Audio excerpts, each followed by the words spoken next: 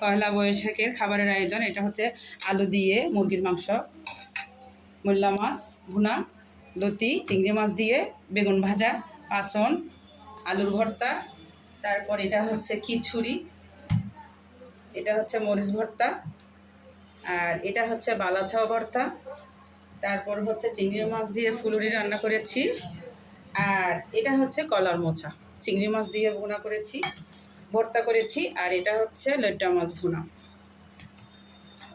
এটা হচ্ছে পাঁচমিশালি পুকুরের মাছ ভুনা করেছি, রুই মাছ ফ্রাই, আর এদিকে হচ্ছে মুরগির মাংস। তো এইগুলোই ছিল আমার আজকে বৈশাখীর খাবার। আর এটা হচ্ছে পান্তা ভাত।